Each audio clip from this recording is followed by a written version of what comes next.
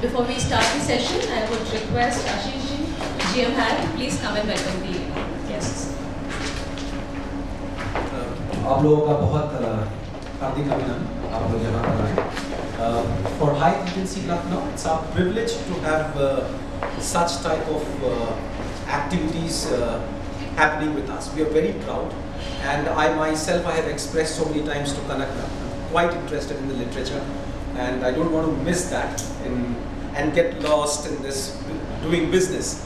So it brings me back to my school days and to the place that I belong to. I was just talking to Otasa that I also belong to a place called Muzaffarpur in Bihar, but apparently not stayed there.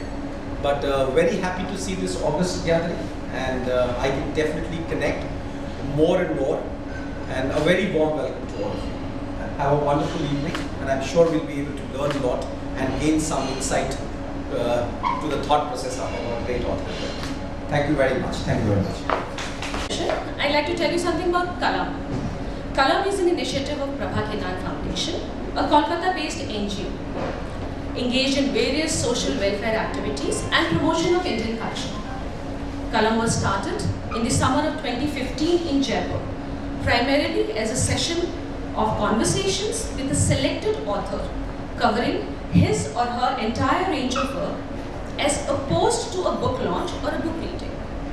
Almost from the first session, the series gained immediate acceptance from the audience, and of course, the featured authors really encouraged us to keep the series going. The series was then extended to the other cities of Raipur, Bilaspur, Udaipur, Hyderabad, Bangalore, the list is long, Ajmer, Mumbai, Patna, Pune, Chandigarh, Kolkata, Jodhpur, Ranchi, Faridabad, Gurugram, and London as well. Now, it is my honor and privilege to welcome the talented guest author of today, Shri Hrishikesh Sulabh-ji. Before we start, I would like to tell you something about a brief introduction about Hrishikesh-ji. कथाकार, नाटककार, रंग समीक्षक ऋषिकेश सुलभ जी का जन्म 15 फरवरी 1995 को बिहार के छपरा, अब सिवान जनपद के लगेची गांव में हुआ। आरंभिक शिक्षा गांव में हुई और अपने गांव के रंगमंच से ही आपने रंग संस्कार भिखारी ठाकुर की प्रसिद्ध नाट्य शैली विदेशिया की रंग युक्तियों का आधुनिक हिंदी रंगमंच के लिए पहली बार अपने नाट्य लेखों में सृजनात्मक प्रयोग किया। विगत कुछ वर्षों से आप कथा देश मासिक में रंगमंच पर नियमित लेखन कर रहे हैं। आपकी प्रकाशित कृतियां हैं तूती की आवाज, वसंत के हत्यारे, हलम, प्रतिनिधि कहानियां, अमली, बटोही, धरती आबा नाटक, माटी गाड़ी, शूद्र रचित मृच कटिकम की पुनर्रचना, मेला आंचल, फणीश्वर रेणु के उपन्यास का नाट्य रूपांतर, दालिया, रविन्द्रनाथ टैगोर की कहानी पर आधारित नाटक, रंगमंच का जनतंत्र और रंग अरंग नाट्य चिंतन।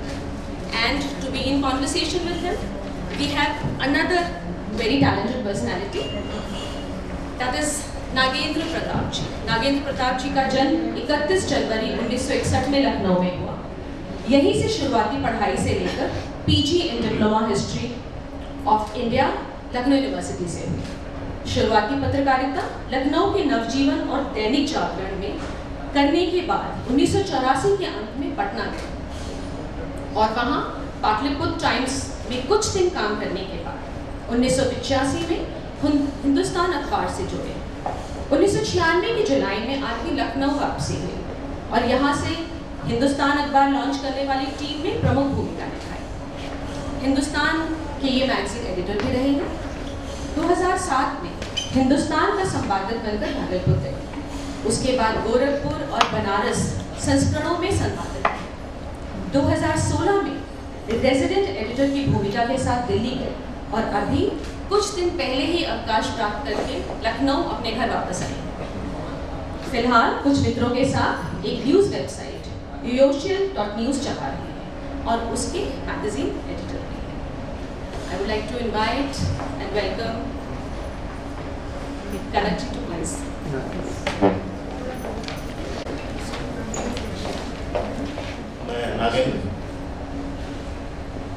ये सुखद है कि आज हम आपके बीच और अपने एक पुराने मित्र और इस दौर के तवारीख महत्वपूर्ण कलाकारों में से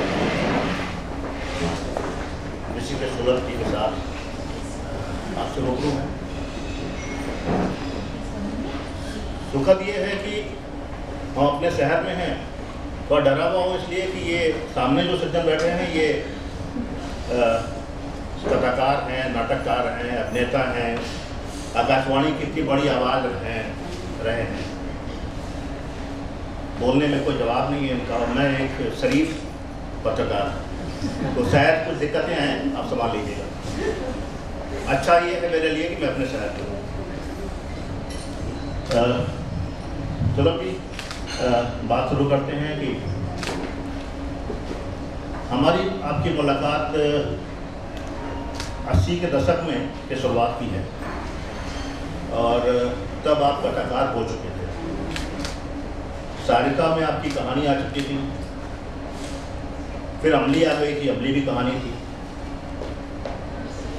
और 83 या 84 के आसपास अमली का नाट्यांतरण हो चुका था और अमली नाटक के रूप में धूम मचा रही थी। अमली नाटक धूम मचा रहा था।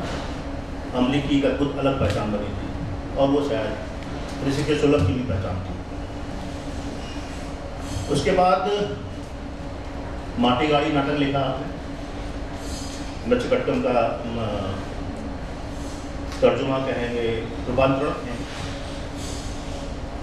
विदेशिया शैली में था, बहुत चैलेंजिंग था। कहानियाँ आप लिख रहे थे। इस बीच पहले माटी गाड़ी, मच्छकट्टम, फिर ये नाटक बोल गया 3 नाटक आए। मैं लाचल 5 या 7 कथा संग्रह आए, 5 मूल कथा संग्रह, बाद में 2 और आए। लेकिन इस 4 दशक की यात्रा के बाद, इस 4 दशक की कथा यात्रा के बाद उपन्यास लिखने का ख्याल अब क्यों है? सबसे पहले तो आप सबको प्रणाम निवेदित करता हूँ। और लखनऊ मेरे लिए मेरे सपनों का शहर भी रहा है। जो सपना लखनऊ में रहने का न पूरा हो सका किन्हीं कारणों से, तो अपने सपनों के शहर में हूँ तो उत्साहित भी हूँ।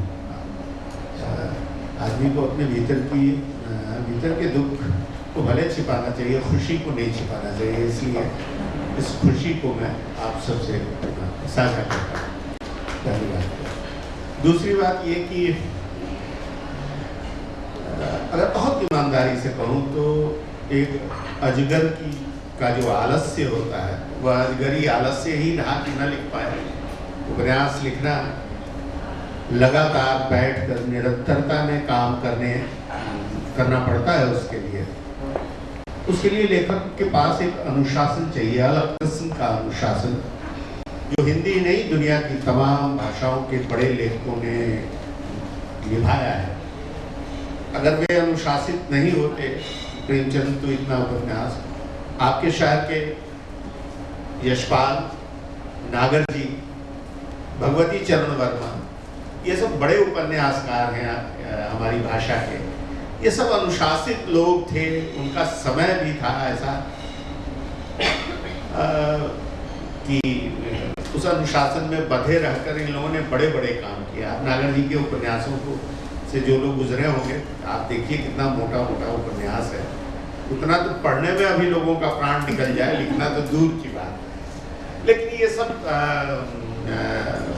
बचाव के कारण नहीं बन सकते हैं। मैं अपनी अक्षमता ही मानता हूँ कि इतने वर्षों तक मैं नहीं लिख पाया। इसका वैसा कोई बहुत ही तकनीकी कारण नहीं है। आपने ये उपन्यास आया भी तो एक खास बैकग्राउंड को लेके आता है, ग्रामीण पृष्ठभूमि के साथ। आज के दौर में जब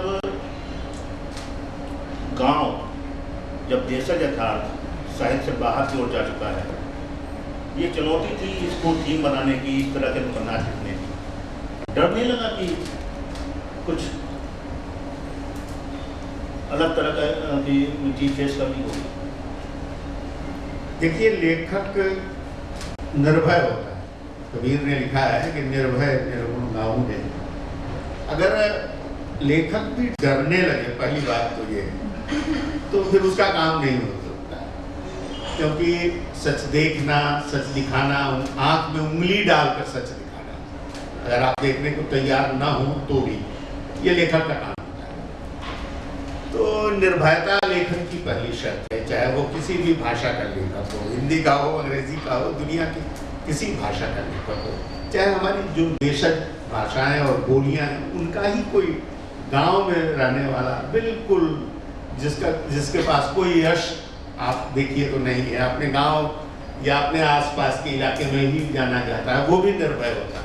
निर्भय नहीं होगा तो नहीं लिख पाएगा। पहली बात आपने सही कहा कि गांव यह कथ्य अभी साहित्य में बहुत हद तक पिछड़ा माना जाने लगा है, और यह कथ्य ही नहीं माना जाना लगा। हम सब गांव को बहुत ही उपेक्षा की दृष्टि से देखने लगे हैं। ग्रामीण होना, कभी कभी तो लगता है मनुष्य न होना है क्या है?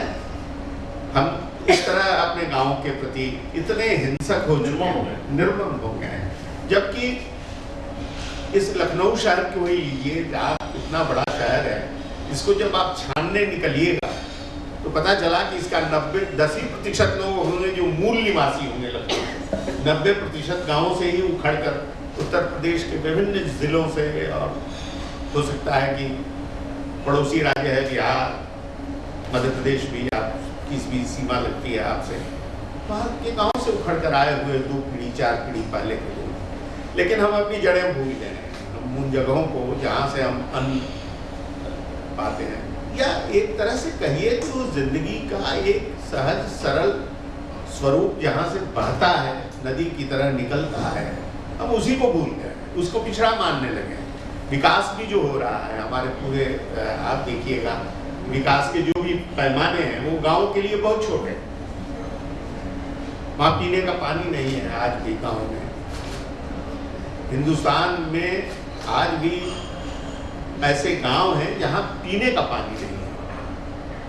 शराब की भट्टी सरकार ने खुलवा दी है, सरकारी शराब की भट्टी है, लेकिन पानी नहीं है। मैं पिछले दिनों छत्तीसगढ़ गया था। छत्तीसगढ़ के रायगढ़ एक जगह है, वहाँ से 25 किलोमीटर दूर एक तालिक गांव है, जहाँ कम से कम 10 अंतर्राष्ट्रीय ख्याति प्राप्त कलाकार हैं टोकरा आर्ट के। विभिन्न जो ये तांबा और ये दुनिया भर के धातुओं को मिला के जो मूर्तियाँ बनाते हैं। ठीक उस गांव में प्रवेश करने से पहले शराब की भट्टी थी, लेकिन उस गांव में पानी नहीं था, और उस पूरे इलाके में हर साल 1 फीट जल का स्तर नीचे जा रहा है। तो ये भयभीत तो करने वाली बात थी। तो ये है, आपने सही कहा। तो लेकिन कौन, आखिर किसी लिखना तो पड़ेगा, इसको दर्ज तो करना पड़ेगा अपने समय को, और ये कौन दर्ज करेगा इसको? लेखक, कवि, पत्रकार, पेंटर, यही दर्ज करेंगे ना अपने अपने ढंग से। निश्चित रूप से बड़ा काम हुआ है ये। और एक चीज और है, इस उपन्यास को लिखते समय जिस ग्रामीण यथार्थ में बात कर रहा हूँ, जिस ग्रामीण यथार्थ में बात कर रहे हैं, ये सबसे बड़ा सच ये निकल के आता है। एक जो जिसने मुझे बहुत आकर्षित किया या रोका है, बार बार सोचने को मैं बोल रहा हूँ, इसमें स्त्री पात्र बहुत ज़्यादा है।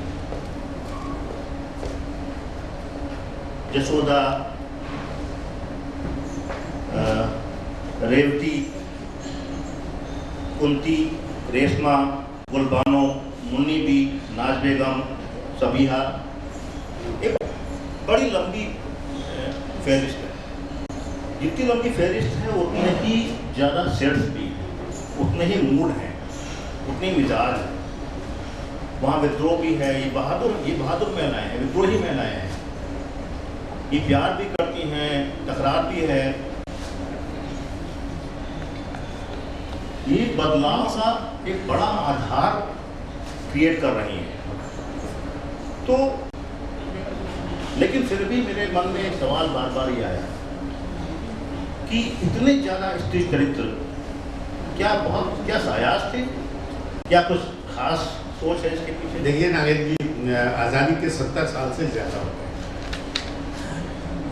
और 50% तो क्या, हमने उनको 10% भी नहीं दिया।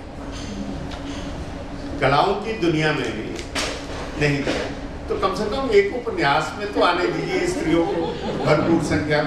पहली बात कि ये जीवन अधूरा है ना। जब मुकम्मल जीवन किसी एक स्त्री से नहीं बनता, किसी एक पुरुष से नहीं बनता, सिर्फ स्त्री पुरुष से भी नहीं बनता। बहुत सारी चीजें हैं जिनसे मिलकर एक पूरी की पूरी जिंदगी ये स्त्रियां वे स्त्रियां हैं जो पढ़ी लिखी नहीं है। रेवती को छोड़कर, और कुंती ने भी, उनकी भी पढ़ाई छूट गई थी, ससुराल में जाने से पहले ही बस्ता खो गया था उनका। तो ये निपड़ आप कह सकते हैं, लेकिन ये इनके पास कोई उस तरह का वैभव नहीं है, कोई प्रशिक्षण नहीं, जिंदगी से पाठ पढ़ती है ये और जिंदगी को जीती है।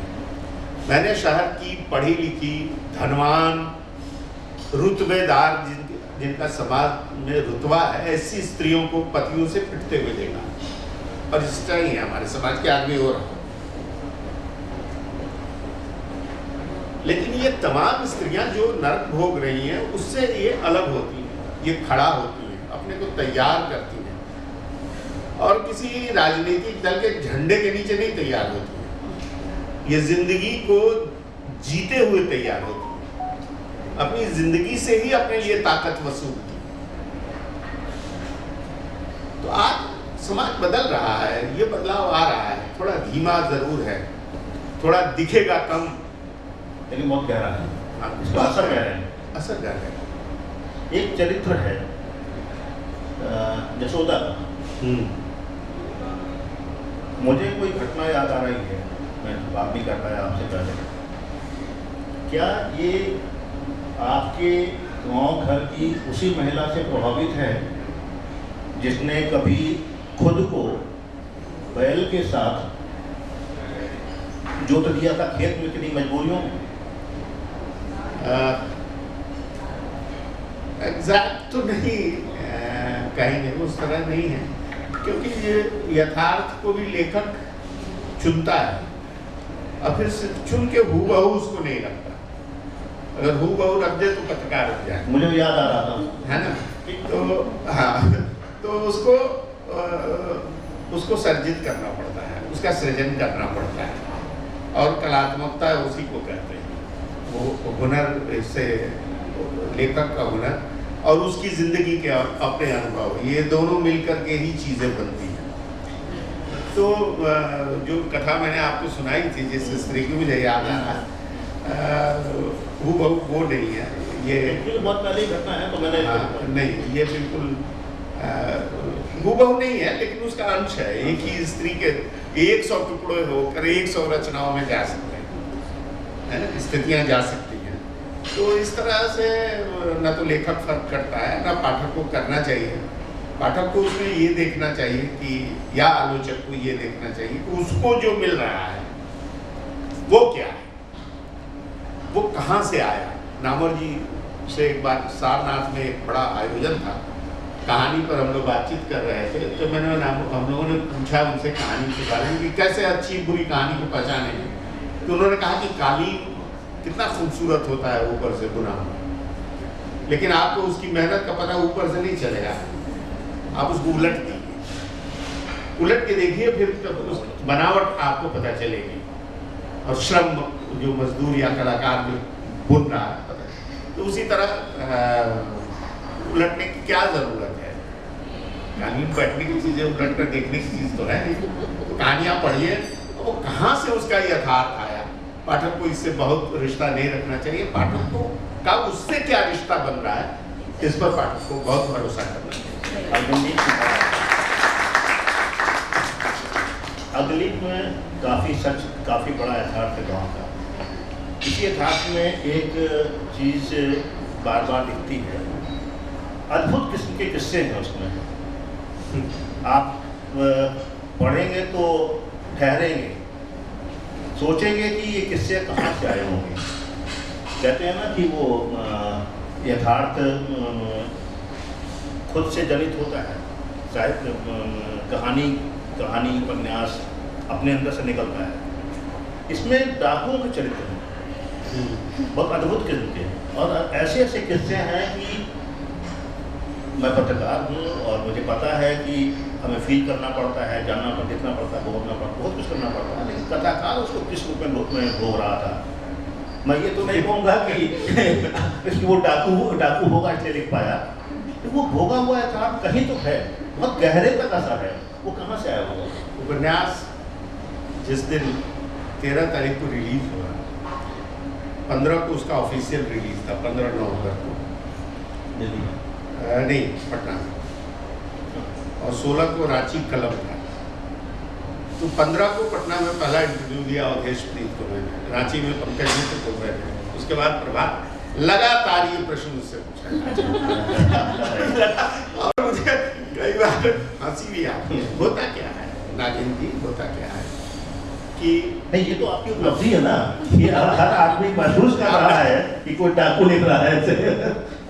वो आज़ादी के बाद हुआ क्या कि जो हमारे अधिकतर ग्रामीण इलाके थे वहाँ ये आतंक था। जो लोग थोड़ा बहुत भी गांव के बारे में नहीं, पीढ़ी तो नहीं जानती होगी उतना, आज़ादी की तत्काल बाद लगभग 10 वर्षों तक जो ग्रामीण जीवन रहा है, खास तौर पर पूर्वांचल का, अगर आप देखें तो बिहार और उत्तर प्रदेश का जो पूर्वी इलाका है, डकैतों के बड़े आतंक थे। और आप गजेटियर उठाकर देखिए या उस दौर के पुलिस रिकॉर्ड को उठाकर देखिए तो आपको पता चलेगा कि किस मात्रा में डकैतियाँ होती थी और कितने डकैत थे।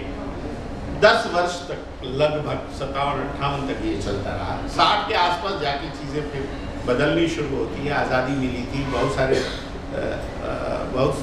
बहुत हौज पौज था, हम निर्माण की प्रक्रिया में थे।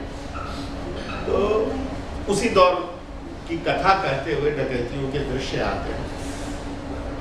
मुझे अपना काम याद आ रहा था उसमें। हाँ, लेखक का काम ये है, सूर्य तो रोज उगता है, सूरज रोज उगता है, रोज डूबता है, हम रोज देखते हैं, लेकिन लेखक जब अपनी आंख से देखे और लिखे और उसको पढ़ने वाला पढ़े तो हर समय ये लगना चाहिए कि पहली बार सूरज का उगना हो रहा है। पढ़ने वाले को भी लगे कि वो रोज देखता है सूरज का उगना, लेकिन उसको लगे कि पहली बार सूरज उग रहा है। यही काम है, यह शक्ति, यह ताकत, यह हुनर, रचने की यह कला ही लेखक को आप आम पाठक से अलग करती है। यही है जो उसकी कमाई है, उसका अर्जन है, उसकी दौलत है। इसी के बल पर वो रचता है। प्रेम आज का किस्सा तो नहीं है, घृणा आज का किस्सा तो नहीं है, हिंसा आज तो नहीं समझ, लेकिन इसी को कई हजार सालों से लिखा जा रहा है। तो हर बार नया होकर क्यों आपके सामने आता है? यह सोचने की बात है। हर पढ़ने वाले को यह सोचना चाहिए, लेखक को तो सोचना ही चाहिए। इस उपन्यास को पढ़ते समय तो मुझे एक सवाल और आया मेरे मन में। इतने लंबे अंतराल के बाद उपन्यास की रचना हुई।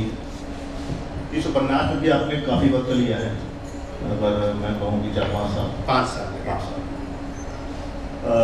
जब ये आया तो जिस दौर में ये आया है, इस पूरा देश एक अलग तरह के वैचारिक द्वंद्व में है, अलग तरह के सामाजिक राजनीतिक परिवर्तन के दौर से गुजर रहा है, आंदोलनों की बहुत कुछ है सामाजिक राजनीतिक स्तर में। लेकिन वो पूरा सामाजिक राजनीतिक विमर्श जिसे मैं खास तौर से इशारा कर रहा हूँ, वो इससे नज़ारा है। ऐसा क्यों? देखिए, कहीं ऐसा तो नहीं लगा कि मतलब एक मतलब मुझे जो लगा कि एक बड़े उपन्यास में परिवर्तित होते रह जाना तो नहीं है कहीं ये? देखिए, 2 बात है। आज सबसे आसान काम है राजनीति करना।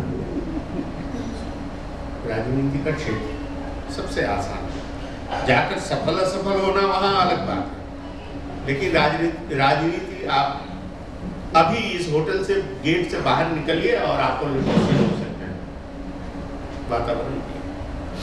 दूसरी बात, उसी तरह लिखने में राजनीति को लिखना, अभी की राजनीति को लिखना, जो सतह पर है, जो बजबजा रही है, जिसको आप देख रहे हैं, ये सबसे आसान काम। ये कोई बड़ा काम नहीं है। सब लोग आंख के सामने हैं, उनकी थोड़ी थोड़ी कथा उठाकर रख दीजिए, एक रोचक कथा तो बन ही जाएगी। लेकिन मैं इसमें जिंदगी लिख रहा था, और जिंदगी के भीतर जितना डाइल्यूटेड है राजनीति, कौन कहेगा कि हम राजनीति से के बिना नहीं जी सकते। जब राजनीति ये तय कर रही है कि हम जो रोटी खाएंगे उसकी कीमत 1 रुपया होगी या 10 रुपये होगी, तो हम राजनीति से निरपेक्ष कैसे हो सकते हैं? हम नहीं हो सकते। राजनीति हमको प्रभावित कर रही है, हमारी रोटी के मूल्य तय कर रही है, तो राजनीति से निरपेक्ष कोई नहीं रहता। लेखक तो रह ही नहीं सकता है। लेकिन वो लिखने के क्रम में राजनीति को लिखना उसमें बहुत आसान था। उसमें राजनीति उस तरह नहीं है जिस तरह देखने के अभ्यस्त हो गए हैं हम सारे लोग। वह उपन्यास के मुहावरे में है, वो एक रचना के मुहावरे में है। एक गांव जिसकी कथा मैं कह रहा हूँ, जहाँ मैं 1857 में भी जाता हूँ, 1947 में भी जाता हूँ, है ना, तो वो गांव ऐसे ही 2016 तक नहीं पहुंचा है। वो जो परिचय रचता है वहाँ राजनीति है, बड़ा फर्क है, भीतर है। अंतः सलीला जिसको आप कहते हैं, नदियां कई बार खूब ऊपर से तेज बहती हैं, और कई नदी बहुत धीमे बहती है, लेकिन उसकी लहर में आप उतर नहीं सकते। पहाड़ी इलाकों में वो बहा कर ले चलेगी, उसकी भीतर की धारा इतनी तेज होती है, तो उसकी अंतर्धारा में राजनीति है, बाहरी स्ट्रक्चर में, कथानक में नहीं है। चलिए इससे अलग करते हैं थोड़ा। कहानी और उपन्यास को कैसे डिफरेंशिएट करेंगे, कैसे परिभाषित करेंगे, इसके अंतर में? इतना लंबा दौर कहानी का और अब उपन्यास। देखिए, कहानी में है क्या कि कहानी एक क्षण विशेष की भी हो सकती है, कहानी किसी एक व्यक्ति की भी हो सकती है, कहानी एक किसी विचार के कौंधने पर भी पैदा हो सकती है। उपन्यास के लिए एक महाकाव्यात्मक विस्तार चाहिए। अच्छे उपन्यास की बात मैं करना, एक एपिक की तरह उसका प्रभाव आपके ऊपर पड़ना चाहिए। जिंदगी का ज़्यादा से ज़्यादा हिस्सा उसमें आना चाहिए, समय भी उसमें उसी तरह उपस्थित होना चाहिए। तो और जो साहित्य की विधाएं हैं उसमें उपन्यास आधुनिकतम विधा है, आधुनिकतम विधा है। कहानी उससे पहले की चीज़ है। कहानी तो जैसे हम लोग पैदा हुए वैसे ही कहानी, जब बोलने चालने लगे हम मनुष्य के। चलिए, कहानी में भी आपने कम समय नहीं लिया है। कहानी आप इतनी आसानी से नहीं लिखते हैं जैसे आप बोल रहे हैं। हाँ, मैं थोड़ा कम लिखने वाला लेखक हूँ, ज़्यादा समय लेता हूँ। एक कहानी में काफ़ी वक्त लेने वाला लेखक। तो ये है, अब ये दुर्गुण मानिए, गुण मानिए, जो मानिए, लेकिन ये है, अब मैं इसे पीछा नहीं छोड़ा सकता। ये है, महत्वपूर्ण ये है कि वो कहानियाँ आप तक पहुँचती हैं और अगर अपना काम कर जाती हैं तो मुझे 10 कहानियों का सुख मिलता है। अच्छा है, कुछ कहानियाँ हुई है, औपन्यासिकता मुझे दिखी है, ये आपको उपलब्धि है। अच्छा, ऐसे पूछूं कि सुलभ अगर कथाकार ना होते तो क्या होते? नाटककार छोड़ अप्लाई करो उसमें। देखिए, मैं इस पर कई बार सोच कर रहा हूँ। ये सब हालांकि स्टॉक क्वेश्चंस हैं, बहुत ही रूड एक तरफ है, कुछ चेंज चाहिए। लेकिन मैं हर बार मन बदलता है ना। मैं कभी कभी जब सोचता हूँ, मैं अब जैसे जेंडर को लेकर पूछिएगा तो मैं स्त्री होना चाहता हूँ आदमी। अब आपको क्या, मैं नहीं हूँ कहीं से स्त्री, मैं होना चाहता हूँ। मुझे लगता है कि मेरी जिंदगी के बहुत सारे अनुभव, व्यापक अनुभव, विशाल अनुभव छूट गए अगर मैं स्त्री होता तो अब यही है, पहला तो यही है, अब जेंडर ही बदल गया। उसी तरह है कि कहानी लेखक नहीं होना, मैं निकला तो था चित्रकार बनने। 13, 12, 11 साल या और पहले की उम्र में आप सब जो थोड़ा सा, जिनकी उम्र थोड़ी गुजरी है ज़्यादा, वो उनको मालूम होगा कि जो नील के व्यापारी थे, तो नील और अफीम दोनों के गोडाउन्स हुआ करते थे गाँव में, कुछ किलोमीटर पर या कुछ एक बड़े इलाके में, जिसमें वो व्यापार करते थे। तो हमारे गांव में एक नील का गोडाउन था जिसे नील ही कोठी कहते थे। तो आज़ादी के समय जब 1857 में जब अंग्रेज़ों पर दबिश पड़ी, उधर एक चीनी मिल था, उसके ऑफिसर्स को मार डाले गए, ये सब। तो बल्कि इस उपन्यास में उसका जिक्र भी आता है बड़ी। तो वो नीली कोठी, आप जब उपन्यास पढ़ेंगे उसमें जिक्र आता है, उस नीली बुक का अंतिम हिस्सा अंश बच गया था। दीवारें हरे रंग की, एकदम सबुज रंग की काई से पटी हुई थी। मैं बचपन में उसमें जाके छुप जाता था और मैं उस पर लकीरें खींचता था, चित्र बनाता था। तो मैं अपने घर से निकला था चित्रकार बनने, बन गया लेखक। ये आपका नहीं, डॉक्टर बनने में पड़ा हुआ था।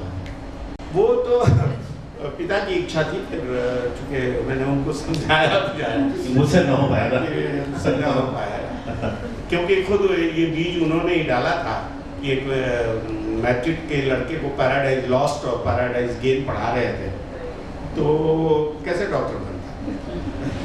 तो ये उन्हीं की दी हुई शिक्षा थी।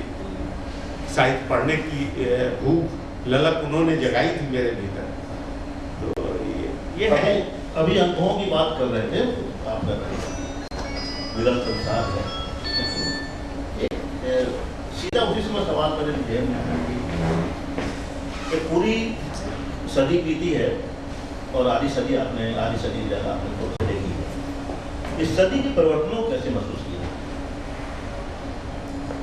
देखिए, हर किसी को लगता है कि हमारा ये समय बहुत जटिल है, लेकिन ऐसा होता नहीं है। आज से 50 साल पहले जो लोग थे उनके लिए उनका समय भी उतना ही जटिल था। आज जिस तरह 1 लाख रुपया कमा लेना एक बच्चे के लिए बहुत आसान है नौकरी करते हुए हर महीने, उसी तरह उस समय लोगों के लिए 1 रुपया कमाना था, मैंने वैल्यू ये। तो हर समय जटिल हो रहा है। समय में जो परिवर्तन आया है वो ये आया है कि जो मनुष्य का मनुष्य से जो रिश्ता है, जो संबंध है, वो छीजा है, उसमें कमी आई। हम ज्यादा भौतिक होते गए हैं, हम ज्यादा आत्म केंद्रित होते गए हैं। तो जैसे ही आप आत्म केंद्रित होते जाते हैं, सिर्फ अपनी फिक्र करते हैं, तो दुनिया आपसे छूटती है। पहले समाज छूटता है, उसके बाद घर परिवार छूटने लगता है, आपका निकट से निकट व्यक्ति छूट जाता है। आत्म केंद्रित होने का अर्थ ये है। तो ये हुआ है सबसे कि मनुष्य बदला है और मनुष्य से मनुष्य का जो रिश्ता है वो कमजोर हुआ है। ये एक बड़ा बदलाव हुआ। दूसरा जो बड़ा बदलाव है कि हम इतने हिंसक हो गए हैं, इतने हिंसक से मनुष्य के प्रति ही नहीं, हम इतने हिंसक हो गए हैं कि जिस जगह से हमको पानी मिल रहा है हम उसको सुखा दे रहे हैं, जहाँ से ऑक्सीजन मिल रहा है उसको काट दे रहे हैं। मतलब हम ये तत्काल सब कुछ पा लेना, अभी का अभी पा लेना। फेसबुक पे स्टेटस डालिए और 500 लाइक्स नहीं आए तो आत्महत्या कर दें। ये है हमारा समय। आप सोचिए, उन स्त्रियों को सोचिए कि जिनकी चिट्ठियां पहुंचती ही नहीं थी, अगर पति ने लिखा तो सास दाब करके बैठ जाती, ऐसा भी होता था ना। तो आप सोचिए कि जिनके जीवन में कम्युनिकेशन का इतना बड़ा गैप था, आज इतना कम्युनिकेटिव हो गई है दुनिया और रिश्ते खत्म है, संबंध खत्म है, मनुष्यता। ये है एक बड़ा बदलाव। तो लगे हाँ, तो इस पर बात होनी चाहिए कि अभी फेसबुक की बात आपने की, लाइक्स की बात, सोशल मीडिया ने कितना प्रभावित किया है साहित्य को? देखिए, सोशल मीडिया ने बहुत प्रभावित किया है और इसके बहुत ही सकारात्मक असर भी है इसका और नकारात्मक असर भी है।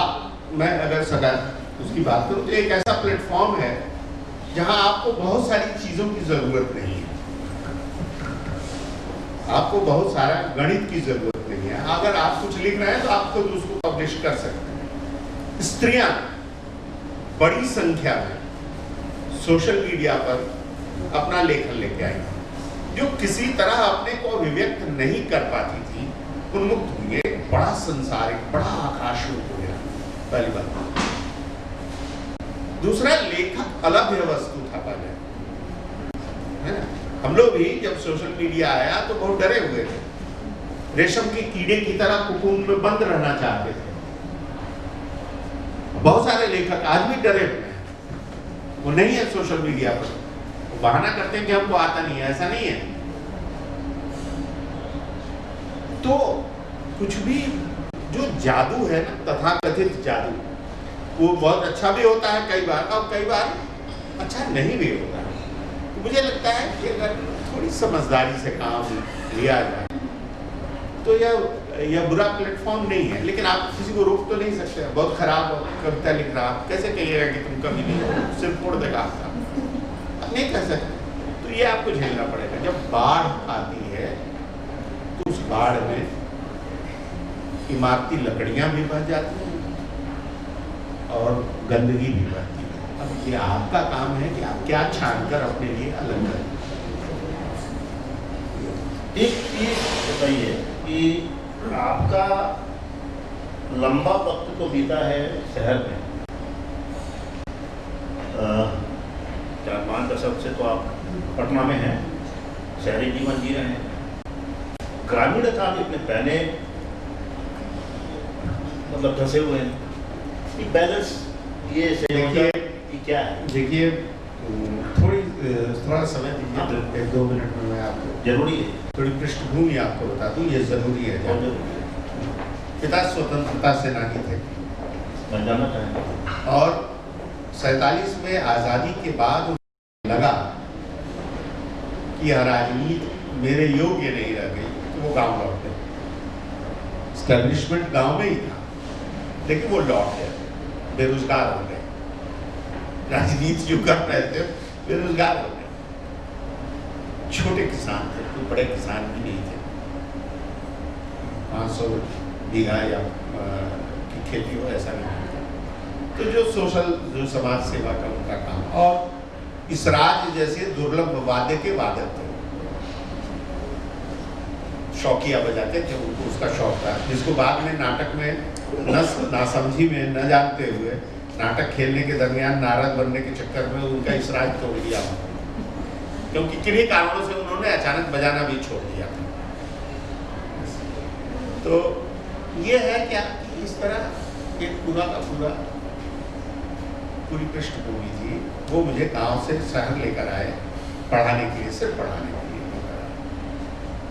उसके बाद के जीवन में किसी की कोई रुचि नहीं हो सकती, इसलिए मैं नहीं बता रहा। आज भी मेरा रिश्ता गांव से जुड़ा हुआ है, जबकि मैं अपने को विस्थापित मानता हूँ।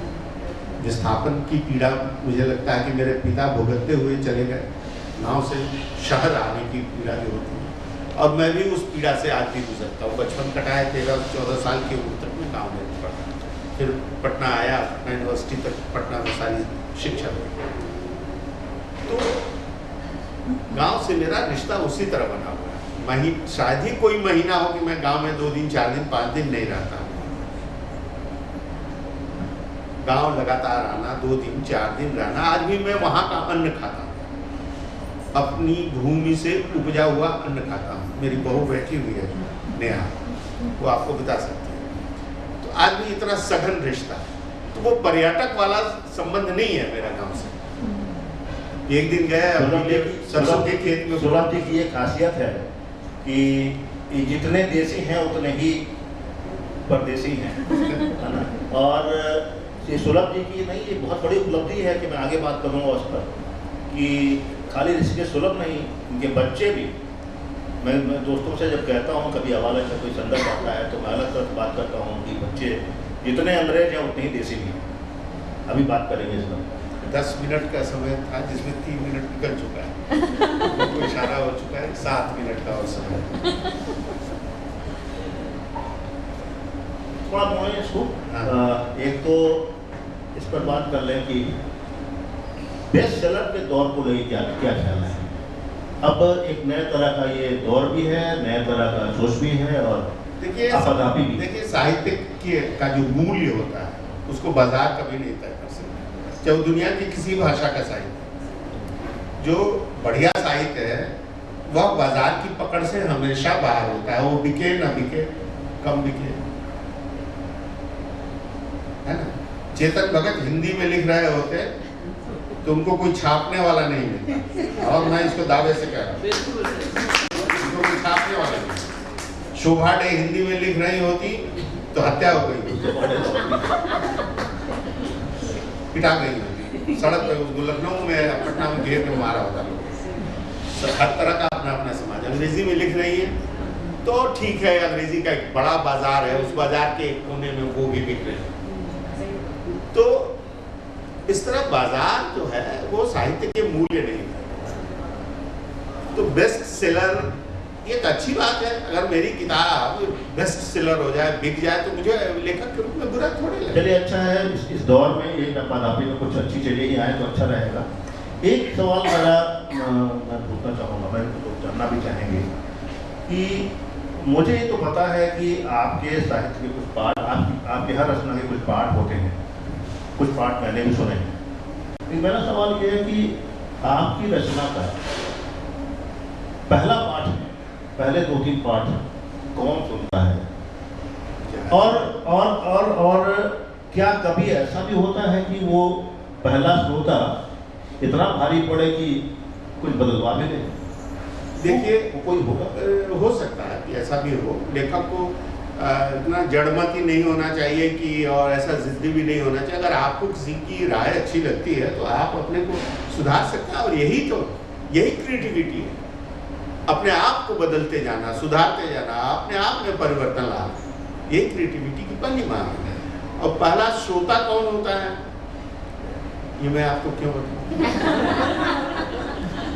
इस उपन्यास में भी कुछ ऐसा श्रोता, ऐसा टकराव कथ्य को लेकर के हुआ हो, शीर्षक को लेकर हुआ हो, कुछ हुआ होगा जो मुझे अंदेशा है। देखिए, कबीर की पंक्ति सुना रहा हूँ, सुन लीजिए। लेखक की जो सेज होती है ना, कांटों भरी होती है। कबीर ने लिखा है, पहले भी शायद लखनऊ में बोलते हुए मैंने कबीर की ये पंक्ति सुनाई थी, यहाँ तक मुझे याद है कि सेज हमारी स्यंध भरी है। स्यंध मतलब सिंह, जब सोऊं तब खाए, है ना। तो इस तरह के परिवर्तन होते रहते हैं, और कई बार टकराव होता है, लेखक का स्वयं से टकराव होता है। कोई आपको सुनाया, आपने कोई ऐसी बात कही तो उसमें भी टकराव। मेरा सवाल इस उपन्यास को लेकर के, इसी उपन्यास को लेकर मैं कुछ खास टकराव नहीं, उसको लेकर कोई बदलाव नहीं, ऐसा कुछ नहीं है। नहीं हुआ, नहीं कोई ऐसा हावी हो जाए तो फिर मैं क्यों लिखूंगा, वो लिखेंगे। एक इसी उपन्यास की जमीन से जुड़ा हुआ सवाल है जो खतरा करता है। ऋषिकेश सुलभ 4 वीमेन मैन है। ऋषिकेश सुलभ 4 वीमेन मैन है। एक को हम किनारे कर दे थोड़ी देर के लिए, 3 वीमेन को बनाने वाले ऋषिकेश सुलभ, उनको शक्ति देने वाले आप देखिए। 1 मिनट मेरा सवाल हो रहा हूँ, सवाल ही सुलभ ने हैं, उनको शक्ति देने वाले सुलभ हैं, उनको मजबूत बनाने वाले सुलभ हैं, उनसे टकराने वाले सुलभ हैं, उनको स्ट्रेंथ देने वाले सुलभ हैं। कब कब ऐसा हुआ या कितनी बार ऐसा हुआ कि जब उनकी ये स्ट्रेंथ ऋषिकेश सुलभ के लिए चैलेंज बन के खड़ी हो गई? ऐसा भी हुआ हो? हाँ, देखिए मैं बता रहा हूँ। पहले तो मेरी 3 बेटियों की ये बात कर रहा हूँ। देखिए, 30 बेटियां ऐसी हैं जिसपे किसी को भी गर्व होगा। ये किसी का निर्माण किया था, किसी का निर्माण कोई नहीं करता है ना। अगर आपके पास वह भीतर ये नहीं हो, तो एक पिता के रूप में जो सहज और सामान्य मेरी भूमिका हो सकती है, सो मेरी थी रही है। ऐसा नहीं कि मैंने उनका निर्माण किया। और जिसको आप प्रेम करते हैं, वो बेटी हो, प्रेमिका हो, कोई भी हो, आपका प्रेमी हो, अगर आपने अपनी तरह उसको बना दिया तो आपने उसको नष्ट कर दिया। प्रेम का अर्थ ये होता है कि आप उसको स्वतंत्र छोड़िए, उसको अपनी तरह रहने दीजिए, अपनी छाया की तरह मत बनाइए, उसका अपना व्यक्तित्व बनने दीजिए और उसको आमने सामने रखिए। तो तीनों का अपना व्यक्तित्व बना, तीनों ने अपनी निवृत्ति की। मैंने सिर्फ इतना किया कि अपने को उन पर नहीं लाना, अपनी तरह उनको बनाने की कोशिश की, और यह इसी टकराहट का फल है। हम लोग टकराते रहते हैं। आज भी मेरी बेटियां मुझसे असहमत होती हैं, बहस करती हैं, सिर धुनती हैं, मैं धुनता हूँ अपना सिर, और उसमें हार जीत जैसी कोई बात नहीं है। कई बार पिता का एक वो होता है, कई बार उनकी बात मुझे अच्छी लग गई लेकिन धीरे से मान लिया, उसको व्यवहार में ले लिया और सामने कहा नहीं ऐसा नहीं होगा। ये सब खेल होते रहता है, यही जीवन है। इन बेटियों का टकराना ऐसे ही बना रहे, वो मुझे भी उनकी याद बड़ी भाव करती रहेगा। वाइंड अप करते हैं। अंत में एक सवाल यही करेंगे कि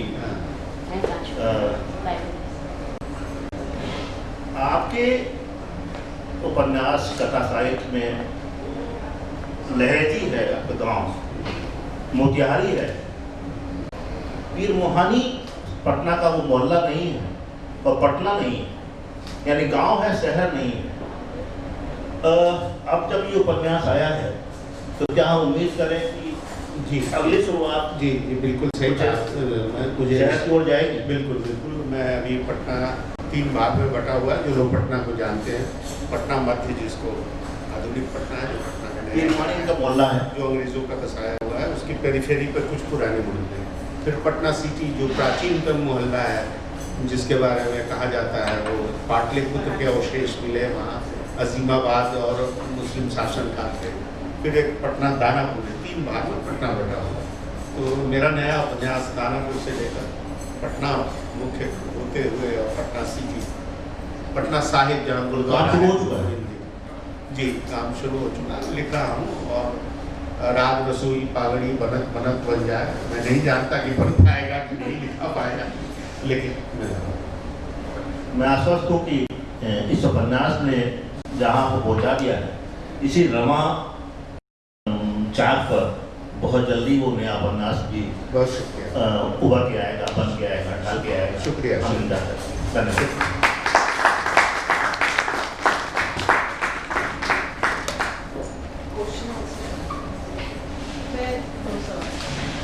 एक तो आपने कहा कि लखनऊ आपके सपनों का शहर है, वो क्यों? और दूसरा, मृच्छकटिकम का अनुवाद आपने बिहार की एक बोली भाषा में लिखा, वो कितना मुश्किल रहा होगा, उसके बारे में देखिए। लखनऊ मेरे सपनों का शहर इसलिए है कि मैं पहली बार साहित्य की यात्रा पर निकला। जब मैंने पढ़ना शुरू किया, लिखना भी उस तरह नहीं शुरू किया था, तो मुझे लगा कि अमृतलाल नागर से मिलना चाहिए। इतने बड़े लेखक हैं, उनका उपन्यास पढ़ा और मैंने पिता से कुछ पैसे लिए और ट्रेन में बैठ गया। उस समय रिजर्वेशन भी उस तरह नहीं हुआ करता था और बहुत कम ट्रेनें होती हैं थी, जिनमें 2nd क्लास और 1st क्लास हुआ करता था, है ना। ट्रेन में बैठा, लखनऊ उतरा, कुछ नहीं मालूम था कहाँ ठहरेंगे, कैसे ठहरेंगे। स्टेशन पर एक जगह ठहरा और सीधे नागर जी के पास पहुँचे। पूछते पूछते आश्चर्य कीजिएगा कि अमृतलाल नागर के घर का पता नहीं मालूम था, लेकिन लोगों ने पहुंचा दिया, बता दिया कि फलानी जगह चले जाइए, ऐसे चले जाइए। नागर जी मिले बहुत प्रसन्नता से, और बहुत दूसरे दिन सुबह उन्होंने बुलाकर चौक के पास उनका घर था, दूध और जलेबी मुझे खिलाया। तो मुझे लगता था कि यहाँ यशपाल हैं, यहाँ भगवती चरण वर्मा हैं, यहाँ ये हैं, तमाम बड़े लोग हैं यहाँ, तो यही शहर। फिर पता चला कि अपने शहर में भी बहुत बड़े बड़े लेखक हैं। तो लखनऊ के प्रति ये आकर्षण था, यहाँ के लेखकों के चलते आकर्षण था, और कोई खास आकर्षण नहीं था। वो समकालीन 3 लेखक कभी हुए भी नहीं, मुझे लगता है। हाँ, उतने बड़े, बिल्कुल बिल्कुल बिल्कुल, उसके बाद फिर नहीं हुए। और शायद उसी की देन है कि हम लोग हो सकता है, ये हो सकता है, बहुत आकर्षण। हाँ बिल्कुल। पटना में मैं जब 1984 में गया था, तो सबसे पहली मेरी मुलाकात जो हुई थी, पहले 3-4 दिन में हुई थी। तो मृच्छकटिक जहाँ तक बात है, तो वह एक दुस्साहस था कि क्लासिक भाषा संस्कृत और एक भोजपुरी देशज, तो एक मन में यह था कि ये उससे टकराए तो क्या ध्वनि निकलेगी। हम जिसको क्लासिकी कहते हैं, सच ये है कि जो लोक है उसी को का स्टैंडर्डाइजेशन जब होता है, जब हम उसका मानकीकरण करते हैं, तो वो शास्त्र बनता है। कहीं भी कोई भी चीज लोक से ही पैदा होती है। आप और हम लोक हैं, हम पैदा करते हैं, और जब ज्ञानी और विद्वान उसको एक खांचे में बांध देते हैं तो वो शास्त्र हो गया। तो शास्त्र से लोक की टकराहट भाषा के स्तर पर कहन का जो अंदाज होता है ना, जैसे गजलों कहते हैं ना कि गजलें कही जाती हैं लिखी नहीं जाती, उसी तरह कहन का जो अंदाज है उस स्तर पर टकराए तो क्या बनेगा। एक ये कहीं ना कहीं तो वो काफी रोचक काम था मेरे लिए। और संस्कृत पढ़ा हुआ था थोड़ा सा, बाद में उसके चलते कई बार महत्वपूर्ण लोगों से मिल करके संस्कृत का लगभग 1 साल तक विस्कटकम पर काम करने के लिए फिर से मुझे भाषा पर काम करना पड़ा, अपनी भाषा पर। मुझे याद है माटी गाड़ी के शो भी शायद 60 से ज़्यादा शो हुए, काफ़ी सोच किया। अभी भी लगातार उसी सूरज जी, ये मैं दर्पण नाट्य संस्था हाँ, मैं पहचान रहा हूँ, मैंने अभी इनको तो क्या बताया। ये 84 से 88 के दौरान में पटना रहा, हाँ, और उस बीच में आपकी माटी की मुझे याद आ रहा गाड़ी मुझको देखने का मौका मिला। सतीश आनंद जी हाँ, और सुमन जी उन्होंने का कला संगम का प्रोडक्शन था, और इत्तेफाक से उसकी एक छोटी सी समीक्षा भी मैंने जनसत्ता में भेजी थी। अरे वाह। अच्छा भी हुई थी। हाँ, मेरा सवाल आपसे, चूँकि आप रंगकर्मी भी हैं रहे हैं, तो रंगकर्मी के रूप में एक नाटककार होना आसान है? बहुत बढ़िया सवाल है। एक मेरे 2-3 सवाल हैं, आप जो इससे तक जवाब देना चाहें। पहली चीज़। दूसरी चीज़, जो नाटक लिखे जाते हैं बिना जो रंगकर्मी नहीं होते, उनके नाटक थोड़े कठिन होते हैं, तो क्या इसीलिए वो ज़्यादा नाटक नहीं लिखते कि उनके नाटक लोकप्रिय नहीं होंगे? और दूसरी बात ये कि आप जो है वो अपने आप को नाटककार के रूप में इस्टेब्लिश करना चाहेंगे या साहित्यकार के रूप में, मतलब कि एक उपन्यासकार के रूप में? देखिए, मेरे चाहने से कुछ नहीं होगा। मेरे चाहने से कुछ होता तो कुछ भी बन जाता। तो रंगकर्मी और तो ये एक्चुअली है क्या कि नाटक के 2 मूल्य होते हैं, एक रंग मूल्य, नाट्य मूल्य, और दूसरा साहित्यिक मूल्य। जिस नाटक में साहित्यिक मूल्य और नाट्य मूल्य दोनों होंगे, दोनों का की मात्रा सही होगी, वो सफल होगा मंच पर और पाठ में भी जीवित रहेगा बहुत दिन में। कई बार होता है कि नाटक लिखने वाले को बिल्कुल मंच की जानकारी नहीं होती, तो बहुत सारी चीज़ें ऐसी होती है जो मंच पर जाकर असफल हो जाती है। लेकिन यह जरूरी नहीं कि नाटक लिखने के लिए मंच जानिए। प्रसाद जी कहाँ नाटक करते थे, लेकिन प्रसाद ने नाटक लिखा। उसका दूसरा पक्ष ये है कि हम लोग इतने दरिद्र हैं कि अभी तक हमारा रंगमंच इतना ताकतवर नहीं हो सका कि प्रसाद के नाटकों की हम परीक्षा कर सकें अपने लैबोरेटरी में। यह भी हो सकता है। तो ये दोहरा मामला है, इसका कोई एक निश्चित जवाब नहीं है ना।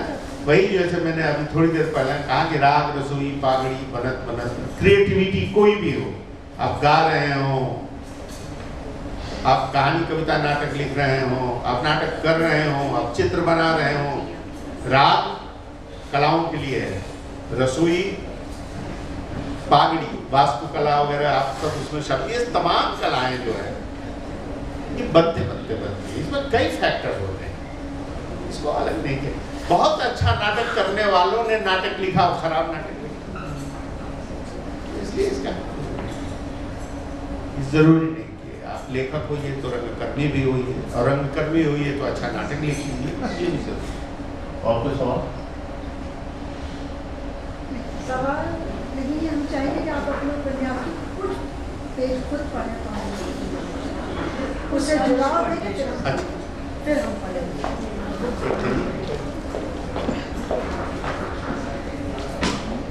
कितनी देर पढ़ना है? कितनी देर? 5 मिनट? चला जी। शमशेर साईं की हत्या के बाद एक पखवाड़ा बीत चुका था। देवली और मंडरौली की धरती पर दिन में संदेह की छायाएं डूबती फिरती।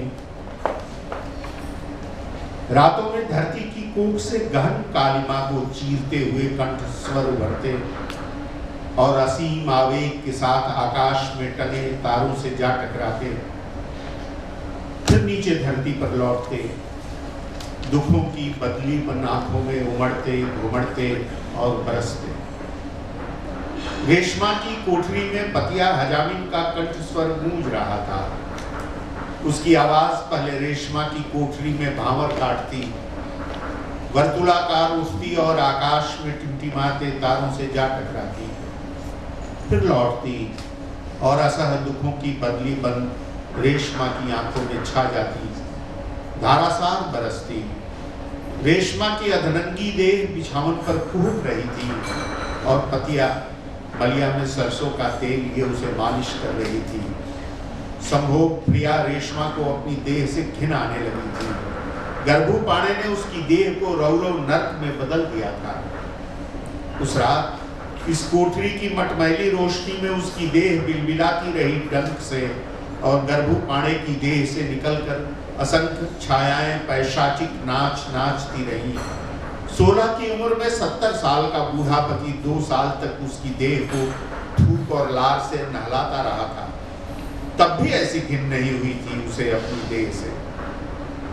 चंदन तिवारी या पिंटू सिंह के साथ सोते हुए पलछिन के लिए भी उसे अपनी देह से घिन नहीं आई। पर गर्भू तो उसकी देह में रेंगनी का कांटा रोक कर चला गया। कौन जतन करे, किस देवी देवता के देवल पर जाकर माथ पटके, किस ओझा गुनी या डॉक्टर वैद्य को दिखाए कि कांटों की ये चुभन और टीस मिटे। देह की बात होती केवल तो वो जी लेती, पर क्या करे छाती के भीतर पसरते रेंगनी के कांटों की इन झाड़ियों का। इनकी बाढ़ उसके संभाले नहीं संभल रही। पतिया गा रही थी, उसका हाथ तेल की चिकनाई से रेशमा की देह पर सरक रहा था। वो अपनी भतीजी की देह को सहेज संभाल रही थी, पर जानती थी कि रेशमा का लहू लुहान मन सहेज संभाल पाना उसके बूते की बात नहीं। पतिया का कंठ स्वर फूटता, गहरी नदियां हई हैं हरि जी कि अगम बहे मुरधार, बिन मेह बिन चमकाए हरि जी, बिजली गिरल जलधार।